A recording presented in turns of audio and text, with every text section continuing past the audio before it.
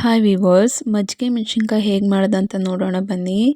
ಮೊದಲಿಗೆ ಹೀಗೆ ಮೆಣಸಿನ್ಕಾಯಿನ ಎಲ್ಲ ತೊಟ್ಟು ಬಿಡಿಸ್ಕೊಂಡು ಇಟ್ಕೊಂಡಿದ್ದಾದಮೇಲೆ ಮೆಣಸಿನ್ಕಾಯಿನ ತೊಗೊಂಡು ಮಧ್ಯದಲ್ಲಿ ಈ ಥರ ಸೀಳ್ಕೊಬೇಕು. ಒಂದು ಸೂಜಿನ ತೊಗೊಂಡು ನೋಡಿ ತೋರಿಸ್ತಿದ್ರಲ್ಲ ಹಾಗೆ ಸೀಳ್ಕೊತ ಬರಬೇಕು.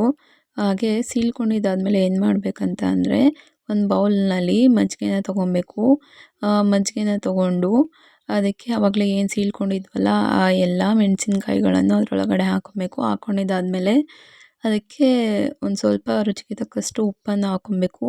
ಉಪ್ಪನ್ನು ಹಾಕ್ಕೊಂಡು ಅದನ್ನು ಚೆನ್ನಾಗಿ ಮಿಕ್ಸ್ ಮಾಡ್ಕೊಬೇಕು. ಹೀಗೆ 3 ದಿನ ಇದನ್ನು ನೆನೆ ಇಡಬೇಕು. 3 ದಿನವೂ ಕೂಡ ಹಾಗೆ ಕೈ ಆಡಿಸ್ತಾ ಬರಬೇಕು. ನಂತರ ಈ ಥರ ಆಗಿರುತ್ತೆ. ಇದನ್ನು ಬಿಸಿಲಲ್ಲಿ ಒಣಗಿಸ್ಕೊಬೇಕಾಗುತ್ತೆ. ಬಿಸಿಲಲ್ಲಿ ಒಣಗಿದಾದ್ಮೇಲೆ ಇದನ್ನು ಹೆಂಚು ಮೇಲೆ ಸ್ವಲ್ಪ ಎಣ್ಣೆನ ಹಾಕಿ ಫ್ರೈ ಮಾಡಿಕೊಂಡು ಊಟದ ಜೊತೆಗೆ ನೆಂಚ್ಕೊಂಡು ತಿನ್ನಬಹುದು. ನೋಡಿ ಹೀಗೆ ಚಪಾತಿ ಅಥವಾ ಅನ್ನ ಯಾವುದಾದ್ರ ಜೊತೆ ನೆಂಚ್ಕೊಂಡು ತಿನ್ಬೋದು. ಓಕೆ ಫ್ರೆಂಡ್ಸ್, ಪ್ಲೀಸ್ ಲೈಕ್ ಮಾಡಿ, ಶೇರ್ ಮಾಡಿ, ಹಾಗೆ ಸಬ್ಸ್ಕ್ರೈಬ್ ಮಾಡಿ. Thank you.